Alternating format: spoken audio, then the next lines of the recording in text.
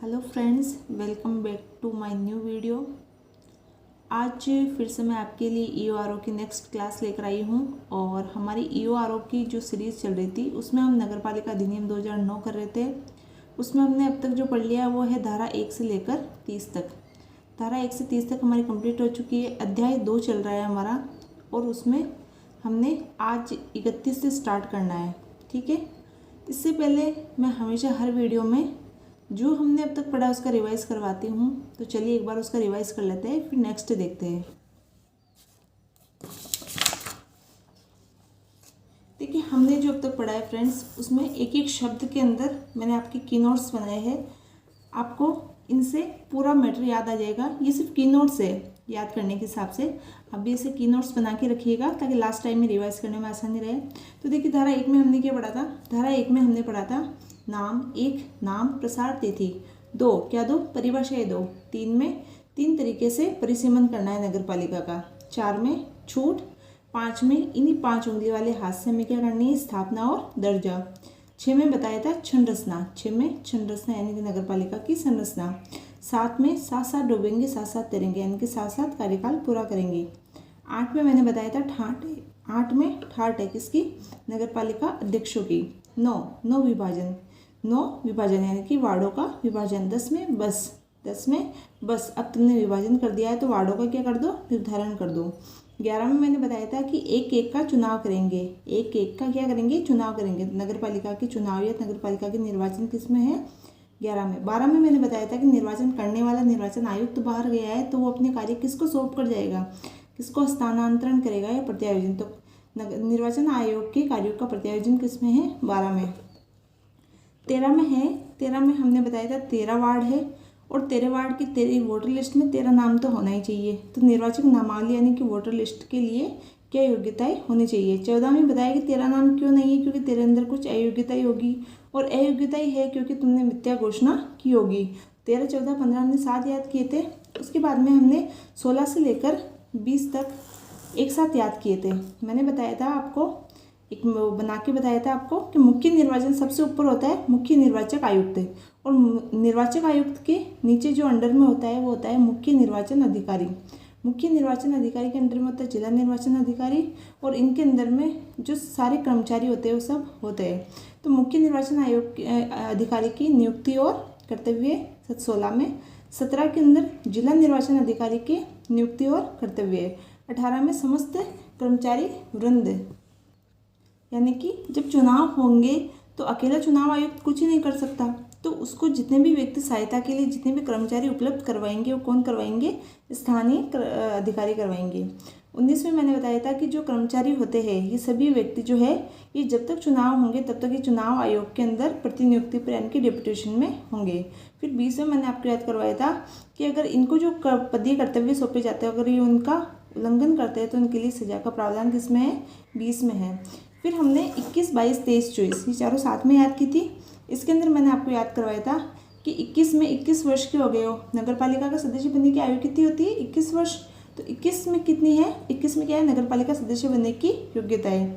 अगर जो योग्यताएं है उसके बारे में 2-2 में मैंने याद करवाया था कि 2-2 से तुम नामांकन दाखिल नहीं कर सकते, 2-2 से चुनाव 2-2 जगह से चुनाव नहीं लड़ सकते, यानी कि एक व्यक्ति एक से अधिक वार्ड से चुनाव नहीं लड़ सकता है। ठीक है, 2-2 से चुनाव नहीं लड़ सकते। 2-3 में मैंने बताया था कि अगर तुम नामांकन दाखिल कर रहे हो तो तुम्हें 2-3 बार तो प्रचार करना ही पड़ेगा, तब जाके तुम जीतोगे।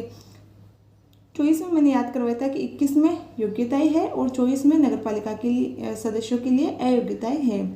25 में मैंने बताया था कि तो मताधिकार का नगर पालिका के लिए मताधिकार का जो उल्लेख है वो 25 में है। 25 के मताधिकार है तो किस रीति से यानी कि किस प्रक्रिया से तुम मताधिकार दोगे वो किसके अंदर है? 26 के अंदर है। फिर 27 में मैंने बताया था कि तुमने मत तो दे दिया है लेकिन मान लो जिस नगर पालिका को तुमने मत दिया वो बीच में भंग हो गई तो फिर जो उपचुनाव होंगे उसमें आकस्मिक रिक्तियाँ उपचुनाव में कैसे भरे जाएंगे पद? तो ये किसमें है? 27 के अंदर। तो 25, 26, 27 साथ में याद करनी है। फिर 28, 29 साथ में याद करवाई थी कि निर्वाचक अपराध जो होते हैं वो तो 28 में है और भ्रष्ट आचरण जो है चुनाव जीतने के लिए जो व्यक्ति भ्रष्ट आचरण करता है वो किसमें है? 29 में है। लेकिन इनसे संबंधित अगर तुम याचिका दायर करना चाहते हो तो सिविल न्यायालय में नहीं कर सकते हो, 30 में लिखा है कि सिविल न्यायालय को निर्वाचन से संबंधित जो मामले होते हैं उनसे बाहर रखा गया है। ठीक है, 30 तक मैंने आपको कल याद करवा दी थी, आज इसका रिपीट करवा दिया। चलो नेक्स्ट हम 31 से स्टार्ट करते हैं। तो 31 में हम सबसे पहले देखते हैं निर्वाचक याचिका। कि मान लीजिए चुनाव हुआ, चुनाव में जो व्यक्ति जीत गया, ठीक है, लेकिन जो व्यक्ति हारा है उसे लगता है कि चुनाव गलत तरीके से हुआ है या कोई भ्रष्टाचार करके वो व्यक्ति जीता है, तो वो क्या कर सकता है, याचिका दायर कर सकता है। कहाँ करेगा, जिला न्यायालय के अंदर करेगा, जिला न्यायाधीश के समक्ष करेगा। लेकिन याचिका कौन कौन दायर कर सकता है, तो कोई उम्मीदवार कर सकता है जो हारा है, या फिर जिसने मतदान किया है, जो मतदाता है वो भी दायर कर सकता है। ठीक है, निर्वाचन के 30 दिन के भीतर, कितने दिन के भीतर, 30 दिन के भीतर भीतर तुम्हें याचिका दायर करनी होगी। ठीक है, फिर 32 में आपको ध्यान रखना है कि जिला न्यायाधीश के विरुद्ध अपील, यानी कि हमने याचिका दायर की जिला न्यायालय के अंदर, उसने कोई फैसला दिया लेकिन हम उससे क्या संतुष्ट नहीं है, तो हम कहाँ पर अपील करेंगे, हाई कोर्ट के अंदर। वही 30 दिन के भीतर करेंगे, और जब तक कि हाई कोर्ट निर्णय नहीं दे देता तब तक डिस्ट्रिक्ट कोर्ट के निर्णय पर रोक लगा सकता है। ठीक है, और हाई कोर्ट कब तक इसका निस्तारण करेगा, तो वो कोशिश करेगा, देखिए प्रयास करेगा 3 माह के भीतर भीतर वो इस मामले का निस्तारण कर दे। बाधित नहीं है वो 3 माह के भीतर भीतर करने के लिए, लेकिन वो प्रयास करेगा। फिर 33 में है कि समस्त उम्मीदवारों का निर्वाचन अपास्त का मतलब होता है रद्द होने की प्रक्रिया में। यानी कि मान लीजिए कि हाई कोर्ट को लगता है कि जो जीते हैं, जो उम्मीदवार जीते हैं, उन सब ने घोटाला किया है, मतलब कि कोई गड़बड़ की है, तो हाई कोर्ट जो है वो या तो सभी के, या फिर मान लीजिए कि 2/3 सदस्य से दिया, तो सभी सदस्य, या फिर 2/3 सदस्य से अधिक सदस्यों ने घोटाला किया है, तो जो हाई कोर्ट है वो उसको रद्द घोषित कर सकता है, उस चुनाव को रद्द घोषित कर सकता है।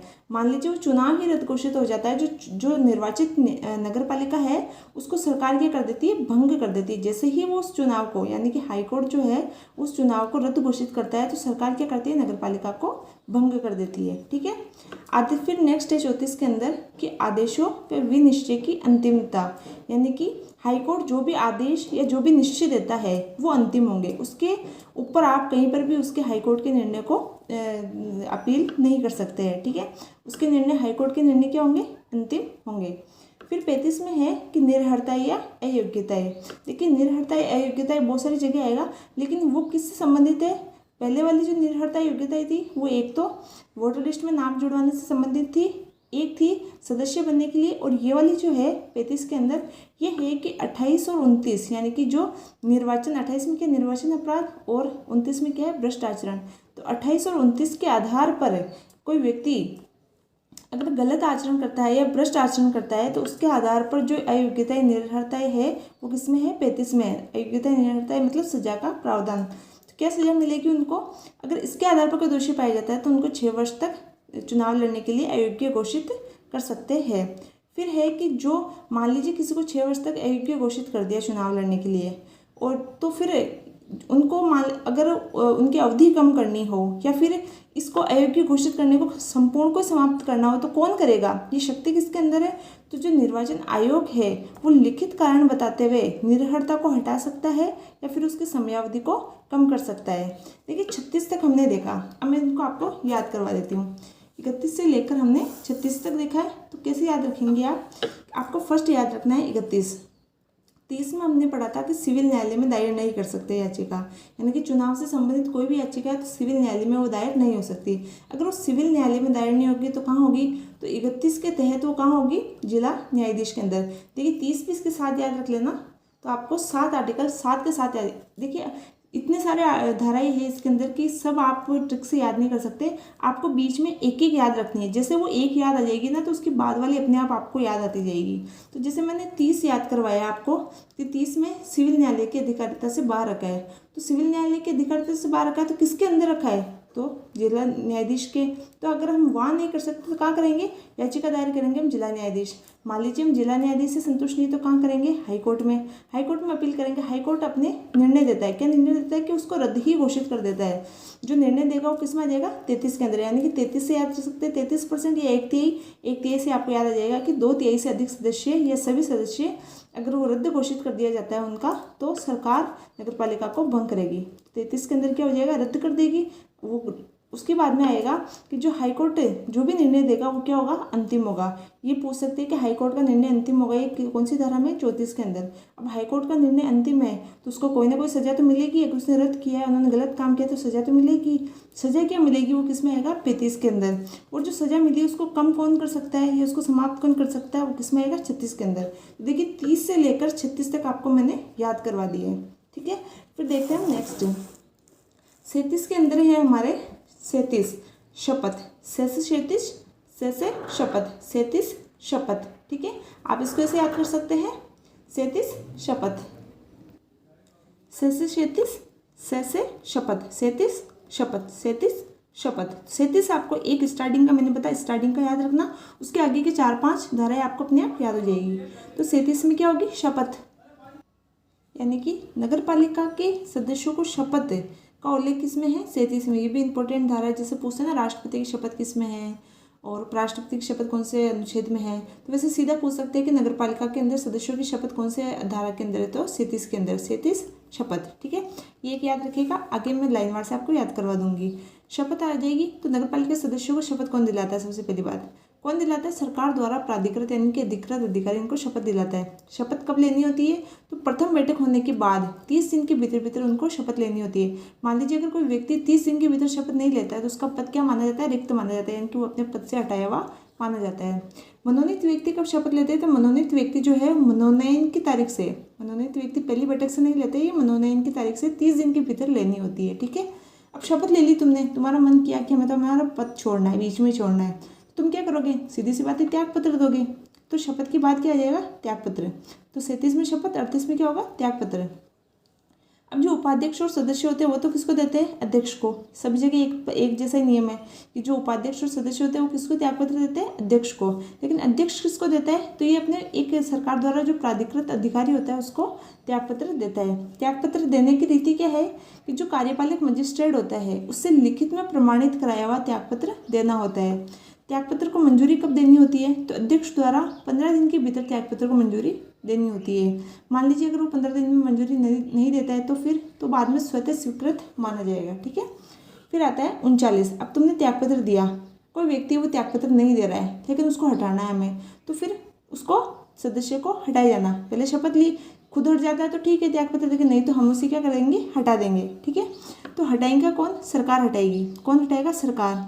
और अगर किसी व्यक्ति को सरकार हटा देती तो वो किसी न्यायालय में अपील नहीं कर सकता, ये याद रखिएगा, ठीक है। अब हटाने के आधार क्या क्या भाई, क्यों हटाएंगे उसको, यदि वो बिना अनुमति के 3 बैठकों से लगातार अनुपस्थित रहता है, ठीक है, या फिर शपथ लेने में विफल होता है, जो बताया 30 दिन के भीतर शपथ लेनी चाहिए। अगर 30 दिन के भीतर शपथ नहीं रहता है तो क्या होता है, पदरिक्त हो जाता है, यानी कि शपथ लेने में विफल रहता है। या फिर धारा 14 जो वोटर लिस्ट में नाम जुड़वाने की जो अयोग्यताएं है, 24 में मैंने आपको बताया था सदस्यों की अयोग्यताएं, और 21 के अंदर सदस्यों की योग्यताएं, उस आधार पर उस सदस्यों को क्या हटाया जा सकता है, हटाए जा सकते हैं। इनकी जो नियम है वो अगर वो इनकी योग्यताएं जो पूरी नहीं करता है तो सदस्य को हटाया जा सकता है, ठीक है। फिर हटा दिया हमने उसको, लेकिन वो हटने से पहले उसके ऊपर कोई केस चल रहा था। मान लीजिए वो हटा, लेकिन हटने से पहले कोई केस चल रहा था, तो क्या वो केस बंद हो जाएगा, नहीं, वो केस बंद नहीं होगा। वो अगर सदस्यों को हटा दिया जाता है तो जो कार्यकाल के दौरान प्रारंभ की गई कोई जांच चल रही थी उसके, वो कार्यकाल समाप्त होने के बाद भी क्या रहेगी, जारी रहेगी। तो हटा दिया, हटाए जाने के बाद भी जांच प्रारंभ रहेगी, एक के बाद दूसरे से लिंक करते जाइए, ठीक है।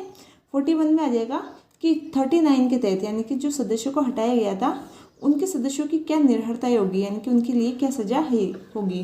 तो जिन सदस्यों को हटाया गया उनको 6 वर्ष तक पुनः निर्वाचन पर पाबंद कर दिया जाएगा। क्या कर दिया जाएगा, पुनः निर्वाचन पर पाबंद कर दिया जाएगा, ठीक है। देखिए इसी में याद करवा दिया मैंने, 37 से लेकर 43 तक आपको याद हो गया। एक बार मैं फिर से याद करवा देती हूँ। हमने 30 में क्या पढ़ा था, कोई भी निर्वाचन संबंधी याचिका है सिविल न्यायालय की अधिकारिता से बाहर होगी, ठीक है। सिविल न्यायालय से बाहर कर दिया तो कहाँ जाएंगे हम जिला न्यायाधीश के पास जाएंगे, ठीक है। तो 31 में क्या हो जाएगा, जिला न्यायाधीश। अब जिला न्यायाधीश ने कोई निर्णय दे दिया, हमें तो वो भी पसंद नहीं है, हम तो उससे भी संतुष्ट नहीं, तो फिर कहाँ जाएंगे, हाई कोर्ट में जाएंगे। तो जिला न्यायाधीश के विरुद्ध अपील किस में आएगी, हाई कोर्ट में, 32 के अंदर। 33 में क्या आएगी, जिला हाई कोर्ट वाले ने क्या उसको क्या चुनाव को ही रद्द घोषित कर दिया, तो रद्द घोषित करना किस में आ जाएगा, 33 के अंदर। फिर 34 में आ जाएगा कि रद्द घोषित कर दिया तो जिन्होंने गलत काम किया उनको सजा भी तो मिलनी चाहिए, नहीं सॉरी, जो रद्द घोषित कर दिया तो उसके आगे अपील की जा सकती है नहीं, उसका निर्णय क्या होगा, अंतिम होगा। जो उसने रद्द घोषित किया उसका निर्णय, हाईकोर्ट का निर्णय क्या होगा, अंतिम होगा। अब जब उसका निर्णय अंतिम है, कहीं अपील नहीं कर सकते, तो कुछ ना कुछ सजा तो देनी ही होगी। जिन्होंने गलत काम किया उनको सजा तो मिलेगी सही। तो उनसे संबंधित सजा का प्रावधान किस में आ जाएगा, 35 में। अब सजा दे दी, लेकिन सजा में थोड़ा कम भी कर देना है, या फिर कम कर दे, या फिर उसको सजा को समाप्त कर दे। कौन करेगा, राज्य निर्वाचन आयोग करेगा। किसमें, 36 में। फिर ये तो होगी लाइन वार से। फिर 37 में एक आर्टिकल याद रखना, 37 से शपथ। शपथ याद हो जाएगा। शपथ के बाद बीच में छोड़ना है तो त्यागपत्र। अगर तुम त्यागपत्र भी नहीं दे रहे तो हम तो खुद ही हटा देंगे तुम्हें। कैसे हटाएंगे, 39 के तहत हटाएंगे। ठीक है, हटा दिया, लेकिन तुम्हारे खिलाफ कोई जांच चल रही थी तो क्या उसको वो भी समाप्त हो जाएगी, नहीं, वो जांच क्या होगी, पूरी होगी, वो जारी रहेगी। फिर 41 में क्या है कि अगर तुम्हें हटाया है तो किसी कारण से हटाएगा, तुमने कुछ गलत काम किया होगा। अब गलत काम किया तो सजा तो मिलेगी ही सही, तो सजा मिलेगी उसको 41 के तहत। तो फ्रेंड्स, ये था आज की हमारी क्लास। आई होप आपको ये क्लास पसंद आई होगी, और अगर आपको ये क्लास पसंद आए तो प्लीज़ इसको लाइक और शेयर करना। और अगर आपने अभी तक ये चैनल सब्सक्राइब नहीं किया तो इसको सब्सक्राइब करना, क्योंकि ईओ आयोग की नगरपालिका अधिनियम कंप्लीट होने के बाद हम करंट की क्लास लेंगे। और जो इसका पार्ट 1 है, जिसके अंदर राजस्थान की कला संस्कृति वगैरह है, वो भी हम उसकी भी क्लासेस लेके आऊँगी मैं शॉर्ट ट्रिक के माध्यम से। और अब मिलते हैं हम नेक्स्ट क्लास के अंदर। Thank you.